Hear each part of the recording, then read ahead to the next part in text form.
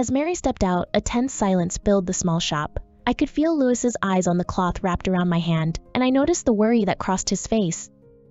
Elizabeth, what happened? He asked, his voice low and steady, but I could hear the worry beneath the surface. Before I could respond, he moved closer, his brow furrowed with concern. I instinctively pulled my hand back, but he reached out, gently taking my wrist. His touch was so light that I could barely feel it, as if he was afraid to hurt me. Let me see, he urged, his tone softening, and I sensed the urgency in his voice. As he began to unwrap the cloth, I felt a mix of vulnerability and uncertainty. It's really not that bad, I said, trying to reassure him, though my voice lacked conviction. The warmth of his fingers against my skin sent a shiver through me, and I found myself holding my breath as the wound began to throb painfully again. He peeled back the fabric, revealing the cut beneath. This doesn't look minor, he said, his brow furrowing deeper. The cut is deep. You need to take better care of yourself. I hesitated, my instincts kicking in. I'm okay, Louis. I can manage on my own. His eyes locked onto mine, an intensity that made my heart race. You shouldn't have to handle everything alone, he replied. The moment hung between us, charged with unspoken feelings and memories of our past. Louis seemed to snap back to reality, blinking as if shaking off a daze. Suddenly, I pulled my hand away from his grasp. He cleared his throat and began searching the small shelves for some medicine. After a moment, he found a fresh green leaf and moved to a nearby mortar and pestle. With deft hands, he ground the leaf into a paste, the sharp herbal scent filling the air. This should help, he said, his voice steady again. He stepped closer, carefully applying the fresh paste to my cut. His touch was gentle, almost reverent, but he avoided meeting my gaze. I winced slightly at the sting, but his focus remained on the wound. Does it hurt? He asked, still not looking at me. Just a little, I replied, though the discomfort felt secondary to the tension. He finished applying the paste and took a new cloth, wrapping it around my hand with careful precision. You need to be more careful, he said, his voice firm. I nodded. After wrapping the cloth around my hand, Louis stepped back, seemingly absorbed in his thoughts. He turned to clean the area where he had used the mortar and pestle, his movements methodical. The silence stretched between us, thick with unspoken words. Elizabeth? He said, glancing over his shoulder. How's your family? I mean, your husband. How is he treating you? And what about your parents? The question caught me off guard. I hesitated, my heart racing at the thought of lying. Oh, he's treating me well, I said, forcing a smile that felt foreign. We have a good relationship. Louis paused, his expression unreadable. That's good to hear, he replied, though his tone suggested he wasn't entirely convinced. And your parents? I took a moment, searching for the right words. They still live in the small town where we were raised, I said, the weight of my past creeping into my voice. It's been just me for a long time now. Just you? He asked, turning fully to face me, concern etched in his features. You have your husband, right?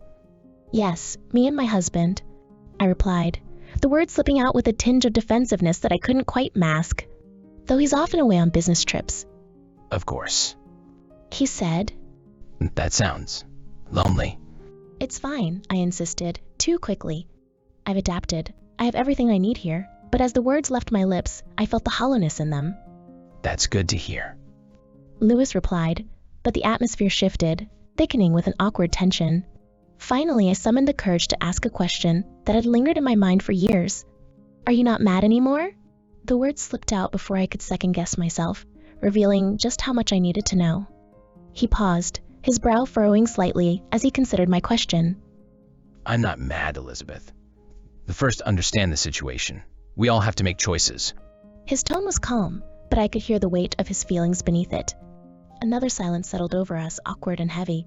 I wanted to ask more, to delve deeper into everything we hadn't said, but the words eluded me.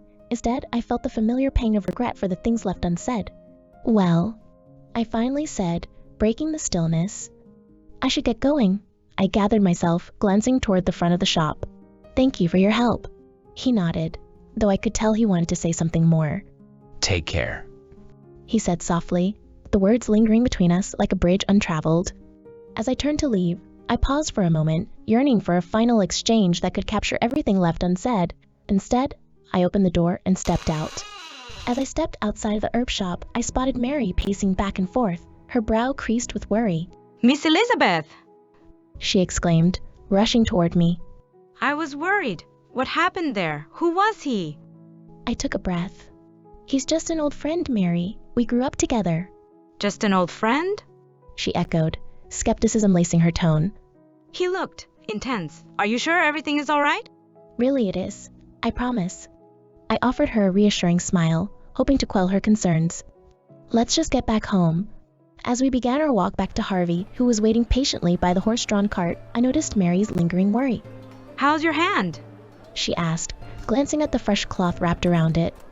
I flexed my fingers experimentally and realized I didn't feel the sting anymore. It's better, actually. The medicine worked, I replied. Thank goodness, she said.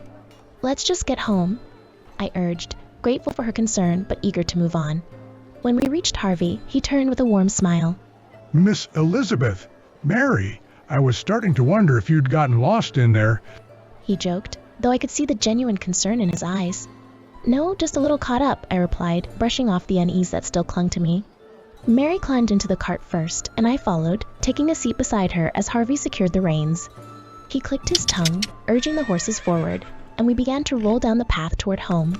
As the cart jostled gently along the road, I glanced at Mary. She seemed deep in thought, her expression a mix of concern and curiosity.